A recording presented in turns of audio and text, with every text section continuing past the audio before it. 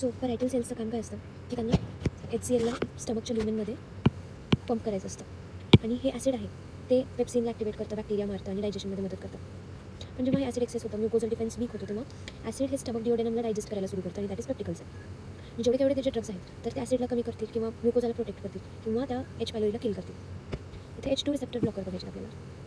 Histamine जे आहे एंटेरोक्रोमाफिन like सेल्समधून येतं आणि ते जाऊन H2 रिसेप्टरला बाइंड होतं आणि H2 रिसेप्टर पॅरायटल सेलवरती असतात. मग तिथे सायक्लिक एम्पी वाढतं, प्रोटॉन पंपची ॲक्टिव्हिटी वाढते, मग जे HCl आहे ते सिक्रेट होणं वाढतं, ते ल्युमेनमध्ये येतं. पण जर जेव्हा आपण ह्या H2 रिसेप्टरला ब्लॉक केलं तर हे ॲसिड सिक्रेशन कमी होणार आहे. याचे ड्रग्स कोणते? सिमेटिडीन, रॅनिटिडीन, फॅमोटिडीन, रॉक्साटिडीन, निझाटिडीन. सिमे, रानी, फामो, रॉक्सा, निझा. जे सिमेटिडीन आहे ते ओल्डेस्ट आहे आणि मोस्ट साईड इफेक्ट्स आहेत त्याचे. रॅनिटिडीन क्लीन ड्रग आहे, फॅमोटिडीन मोस्ट पोटेंट आहे, रॉक्साटिडीन न्यू ड्रग आहे, निझाटिडीन रॅनिटिडीनसारखा आहे, क्लीनच आहे. ठीक आहे. नंतर सिमेटिडीन इतकं फेमस काय आहे एक्झाम्समध्ये? कारण की ते 2 डेंजरस ॲक्टिव्हिटी करतात. पहिलं तर CYP450ला इनहिबिट करतं. हे जे CYP450 आहे ना तर हल्ली बरेच एन्झाईम आहे, त्याच्यामुळे ना बरेच ड्रग्सचं मेटाबॉलिझम होतं. पण ह्याला जर आपण इनहिबिट केलं तर बरेच जे ड्रग्स आहेत ना ते मेटाबोलाइज नाही होणार, त्यांची टॉक्सिसिटी होईल. कोणाकोणाची वॉरफेरिन, फेनिटोइन, थिओफाइलिन. त्याच्यामुळं which H2 blocker causes maximum drug interaction हे विचारायला एक्झामिनरला आवडतं. त्याचं उत्तर आहे सिमेटिडीन. एंडोक्रिनल इफेक्ट्स काय काय? सिमेटिडीन अँड्रोजन रिसेप्टरला ब्लॉक करतो, त्याच्यामुळे तिथे जाऊन ते टेस्टोस्टेरॉन बाइंड नाही होऊ शकत, त्यामुळे टेस्टोस्टेरॉनचा इफेक्ट दिसत नाही, त्यामुळे गायनोकोमॅस्टिया, इम्पोर्टन्स, डिक्रीज लिबिडो, गॅलेक्टोरिया होतं. आणि जे दुसरे ड्रग्स आहेत फॅमोटिडीन, रॅनिटिडीन हे असे इफेक्ट्स करत नाही, ते असे एंडोक्रिनल इफेक्ट्स दाखवत नाहीत. सिमेटिडीनची विकेस्ट पोटेन्सी आहे, फॅमोटिडीनची स्ट्रॉंगेस्ट आहे. Famotidine is like 30 times stronger than cimetidine. Next बघायचं प्रोटॉन पंप इनहिबिटर. हे काय करणार? प्रोटॉन पोटॅशियम ATPase पंपला इनहिबिट म्हणजे ब्लॉक करणार, जेणेकरून की जे प्रोटॉन आहे ते ल्युमेनमध्ये जाऊच नाही शकणार. सो कंप्लीट ॲसिड शटडाऊन होणार जर या पंपला ब्लॉक केलं तर. त्याचे पॅरायटल सेल्स असतात ना त्यांच्या कॅनिलिक्युला असतात आणि ते ॲसिडिक कॅनिलिक्युला जे आहेत तर ते ॲक्टिव्ह सल्फेनामाइड फॉर्ममध्ये कन्वर्ट करतात. कोणाला? Inside acidic canaliculi of parietal cell, they convert to active sulfonamide form. Then they form irreversible covalent bond with proton pump SH group, meaning pump permanently inactivated झालेला असतो. जे प्रोटॉन पंप इनिबिटर आहेत ना they convert to active sulfenamide form आणि असं ते irreversible कोव्हलंट bond form झाला की मग ते पंप परमनंटली इनॅक्टिव्ह झालेले असतात. New pump must be synthesise, that is why effect last 24 hours despite shorter TR. PPI strong आहेत H2 ब्लॉकरपेक्षा, कारण H2 ब्लॉकर ओनली वन स्टिम्युलसला ब्लॉक करतात, दॅट इज हिस्टामिन. पण PPI जो फायनल कॉमन पाथवे आहे, whether the acid came from histamine, gastrin, vagus, everything stops. टिनाटोप्राझोलला बघा तर newer PPI with longer half life आहे, बेटर नॉक्टर्नल ॲसिड सेपरेशन करतो आणि it is mentioned age future development, म्हणजे ते पुढे चालवण्याचा डेव्हलप होईल टिनाटोप्राझोल. PPI ब्रेकफास्टच्या आधी खा देतो आपण, कारण की फास्टिंग स्टेटमध्ये ओनली 10% पंप्स ॲक्टिव्ह असतात आणि फूड जे आहे तर ते पंपला ॲक्टिवेट करतो. जर आपण PPI 30-45 मिनिट आधी दिलं ब्रेकफास्टच्या तर काय होईल? फूड जे आहे पंपला ॲक्टिवेट करेल, ड्रग कन्सन्ट्रेशन मॅक्सिमम असेल, सो मोर पंप्स आर ब्लॉक्ड. त्याचं शॉर्ट हाफ लाईफ आहे PPIचं, तरी पण त्याचा इफेक्ट लॉंग लास्टिंग का असतो? कारण की इन्हिबिशन इरिव्हर्सिबल आहे, पंप डेड होतो PPI दिल्यानंतर आणि बॉडीमध्ये सिंथेसाइज न्यू पंप्स आणि त्या सिंथेसिसला वेळ लागतो, त्यामुळे 18 to 24 hours लागतात. त्याच्यामुळे त्या ओल्ड डेड पंपचा जो इफेक्ट आहे तर तो लॉंग लास्टिंग असतो. बायोलॉजिकल लाईफ म्हणजे full effect takes 3 to 4 days का? कारण की because not all pumps are block first day, gradually more pumps die each day. Similarly, acid recovery also takes days after stopping. Pantoprazole IV can be given continuous IV infusion in severe acid states. Stress, ulcer, bleeding, Zollinger-Ellison syndrome. ठीक आहे, लक्षात ठेवा pantoprazole IV in severe acid states. Clinical uses of PPIs काय काय तर peptic ulcer disease most common use आहे, gastric oesophageal reflux disease, acid reflux जे आहेत जे की इसोफेगसला बर्न करते तेव्हा पण आपण PPI देतो. एनसेड अल्सर्स, एनसेडचे आहेत प्रोस्टाग्लॅंडिन्सला कमी करतात, आपल्या डिफेन्सला कमी करतात, मग म्युकोजा वीक होतो आणि PPIsला प्रोटेक्ट करतात. झोलिंगर एलिसन सिंड्रोम याच्यामध्ये ना गॅस्ट्रिनोमा जो आहे तो मॅसिव्ह ॲसिड सिक्रेशन कॉज करतो आणि याला पॉवरफुल सप्रेशनसाठी PPI चांगली आहे. H पायलोरी इरॅडिकेशन करायचं तर PPI विथ अँटीबायोटिक द्यायचं, कारण की जेव्हा हाय pH जे आहे ते अँटीबायोटिकला चांगलं काम करू देतं. कशामध्ये PPI यूज करतो? Peptic ulcer disease, GERD, NSAID ulcer, Zollinger Ellison syndrome, H pylori eradication. 5 uses आहेत. Peptic ulcer disease, GERD, Zollinger Ellison syndrome, then NSAID ulcer आणि last one was H pylori eradication. For H pylori eradication adverse effects काय आहेत PPIचे? Usually safe असतं, but explain the long term complications of PPI. PPIमुळे काय होतं? B12 deficiency होते. Acid needed to release B12 from food, but less acid जर असेल तर लेस ॲब्झॉर्प्शन आहे. म्हणजे ॲसिड जे आहे ना तर फूड आपण घेतो बेसिकली, त्या फूडमधून आपल्याला B12 ॲब्झॉर्ब करण्यासाठी ॲसिड गरजेचं आहे. हे जर ॲसिडच नसेल तर आपण ॲब्झॉर्बच नाही करू शकणार. Osteoporosis, acid helps calcium absorption, less acid less calcium absorption, fractures, infections. Normally acid या बॅक्टेरियाला किल करतं, पण लो ॲसिड असेल तर इन्क्रीज सॅल्मोनेला शिगेला इन्फेक्शन होतं. Hypergastrinaemia, acid suppression removes negative feedback, त्याच्यामुळे गॅस्ट्रिन इन्क्रीजेस आणि गॅस्ट्रिन स्टिम्युलेट्स ECL सेल हायपरप्लेशियात आणि carcinoid risk may increase but clinically not proven strongly. Theoretically म्हणले पण क्लिनिकली नाही प्रूव्ह झालं. So what are all adverse effects of PPIs? First of all B12 deficiency, osteoporosis, infections, hypergastrinaemia. हे कसं cause झालं कळलं का तुला? ॲसिड आपण सप्रेस केलं PPI देऊन, त्याच्यामुळे जो निगेटिव्ह फीडबॅक आहे ना तर तो रिमूव्ह झाला, निघून गेला. निगेटिव्ह फीडबॅक काय असतो? जेव्हा की आपलं हे खूप जास्त गॅस्ट्रिक ॲसिड असेल तेव्हा आपल्याला कमी गॅस्ट्रिक ॲसिड सिक्रेट करायचा हा वाला फीडबॅक जो असतो दॅट इज निगेटिव्ह फीडबॅक. पण हे ॲसिडच आपण ऑलरेडी सप्रेस केलं, मग अजून त्याला सप्रेस करायचं हे फीडबॅकच गेला, त्याच्यामुळे ॲसिड राईज होतं. निगेटिव्ह फीडबॅक रिमूव्ह झाल्यामुळे त्याचा बॉडी पॉझिटिव्ह फीडबॅक मिळतो. गॅस्ट्रिन म्हणतो की मी जास्त ॲसिड सिक्रेट करेल. ठीक आहे. आणि ECL सेलचा हायपरप्लेशिया होतो गॅस्ट्रिन स्टिम्युलेशनमुळे.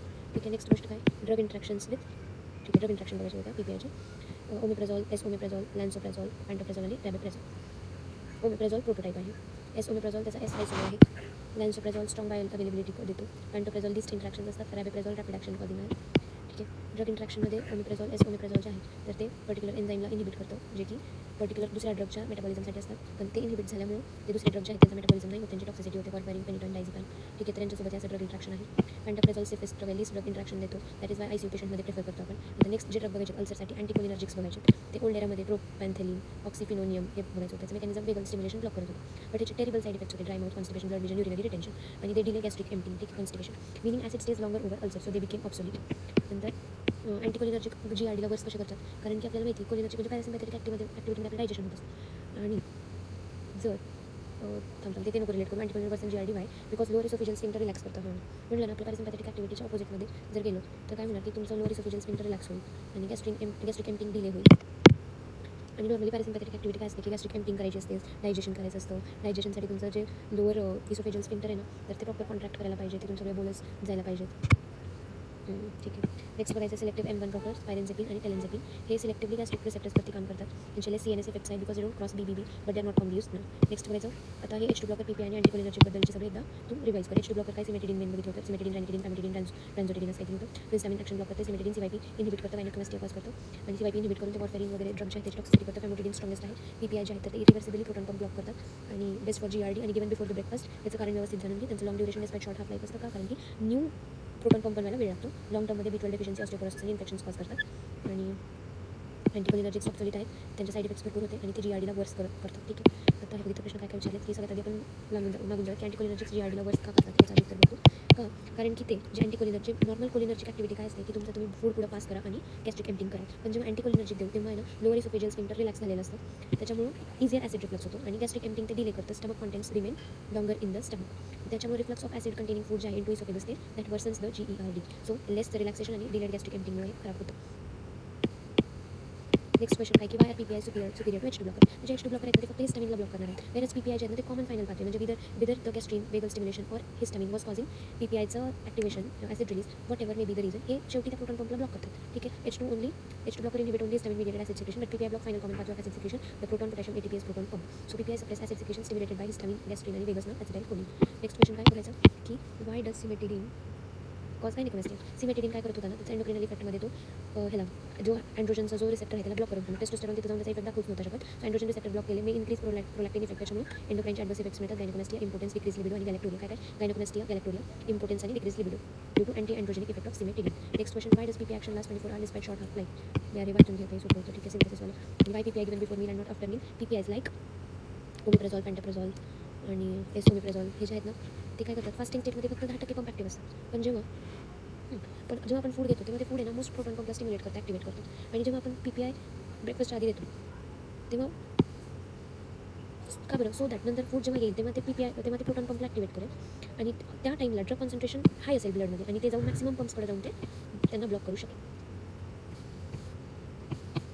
आता नेक्स्ट बघायचं आहे की प्रोस्टाग्लॅंडिन ॲनालॉग्स लाईक मिसोप्रोस्टॉल, देन सल्क्रॅल्फेट, नंतर bismuth, H. Pylori.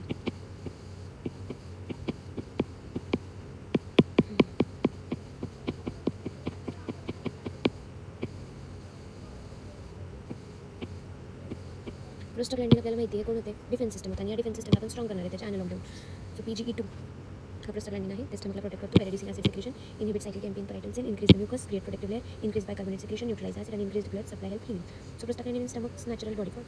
So then what happens with NSAIDs? NSAIDs inhibit the COX enzyme and now the stomach loses the protection. As a result NSAID induced ulcer होतो आणि मिसोप्रोस्टॉल हा PGE1 चा analogue आहे, synthetic PGE1 analog. It is used mainly for prevention healing of NSAID-induced ulcer. So especially chronic NSAID usersमध्ये, heavy smokersमध्ये, but now less used because many side effects, 4 times per day dosing होते त्याचं आणि PPIs work better. Adverse effect काय मिसोप्रोस्टॉलचे, तर ते diarrhoea cause करतं because prostaglandins increase intestinal secretion, motility करतात ना, त्याच्यामुळे ते असं कॉज करतं. नॉझिया, वॉमिटिंग, फ्लॅटुलन्स, डिझिनेस पण कॉज करतं. आणि we don't never give in pregnancy misoprostol because misoprostol जो आहे स्टिम्युलेट्स युट्राइन कॉन्ट्रॅक्शन आणि अबॉर्शन रिस्क आहे. So misoprostol is contraindicated in pregnancy because it is abortic patient.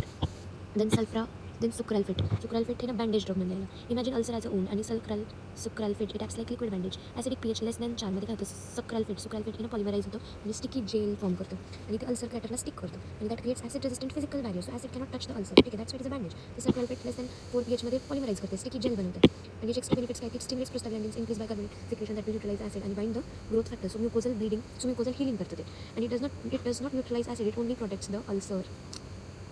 ॲसिडच्या निगडीत नाही, ते फक्त अल्सरला प्रोटेक्ट करते, बँडेज आहे ते. आणि हे कसं घ्यायचं, 1 gram 4 times per day because coating last 6 hours. Side effects almost none because it is not absorb but binds phosphate. So hypophosphataemia possible आहे. Then do not give antacids with sucralfate. का, कारण की जे सुक्रॅल्फेट आहे त्याला acidic pH लागतं to polymerise आणि अँटासिडने ॲसिड रिमूव्ह केलं तर ते हे सुक्रॅल्फेट इनइफेक्टिव्ह राहील. नेक्स्ट आहे ड्रग इंट्रॅक्शन्स. सुक्रॅल्फेट जे आहे ते ड्रग्सला बाइंड करतं आणि absorption of tetracycline, fluoroquinolones, phenytoin, digoxin, H2 ब्लॉकरला रिड्यूस करतो. नेक्स्ट काय, बिस्मुथ आणि H. पायलोरीबद्दल. बिस्मुथ जे आहे ते प्रोटेक्टर आणि किलर आहे. ठीक आहे, कसं कोलॉइडल बिस्मुथ सबसिट्रेट और सबसॅलिसेट हे काय करतं, सुक्रॅल्फेट प्लस अँटीमायक्रोबियल ॲक्शन देतं. मेकॅनिझम ॲसिडिक स्टमकमध्ये protective covering coating over ulcer बनवतं. So increases mucus, increases bicarbonate, stimulate prostaglandin and directly attacks the H. Pylori. याचा ॲडिशनल बेनिफिट आहे. That's why it is useful in eradication therapy. Side effects harmful but can cause causes black stool, black tongue. ठीक आहे, black stool, black टंग कोण cause करतं, bismuth. ठीक आहे, आणि long टर्ममध्ये रेअर बिस्मुथ टॉक्सिसिटी जी आहे ती एन्सिफॅलोपॅथीला पुढं नेते. आणि do not give with antacid, कारण again needs acidic environment to act. इथं दिलं बघा, ॲसिडिक एन्व्हायरमेंटमध्ये ते काम करतं, कोटिंग बनवतो, हे सगळं करतो आणि H. पायलोरीला डायरेक्ट अटॅक करतो.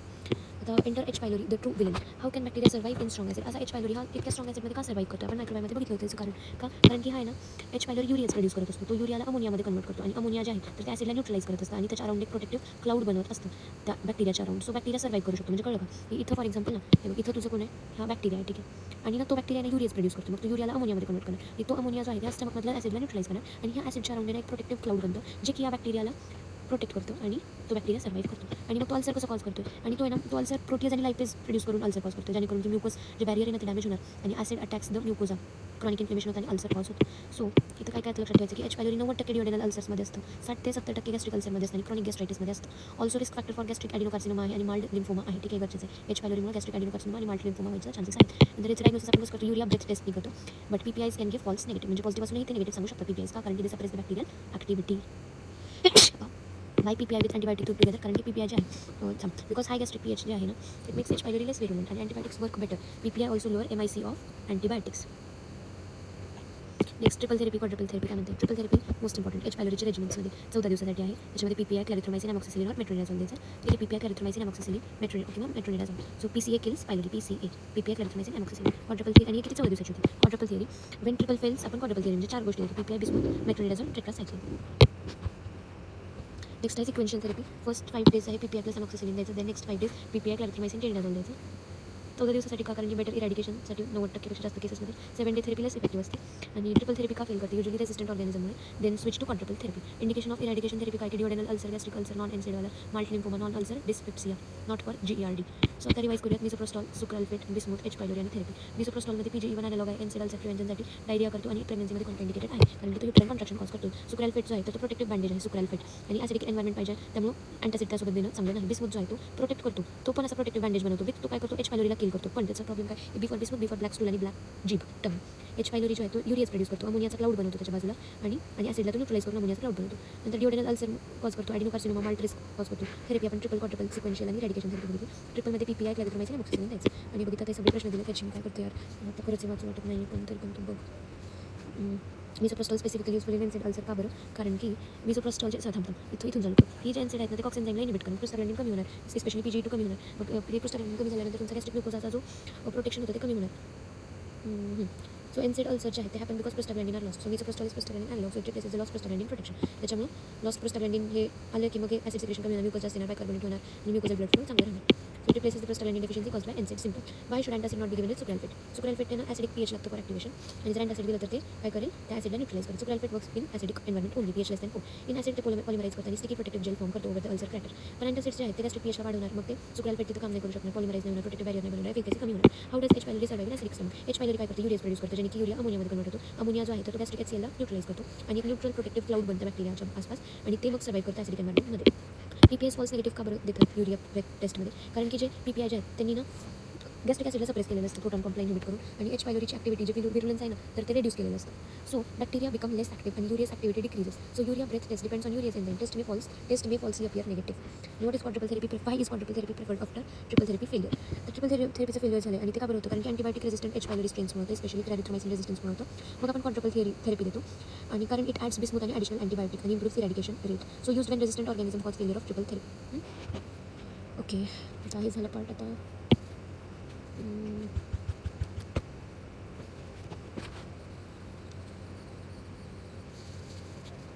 ठीक आहे, म्हणजे आता माझा पहिला चॅप्टर संपलेला आहे GITचा.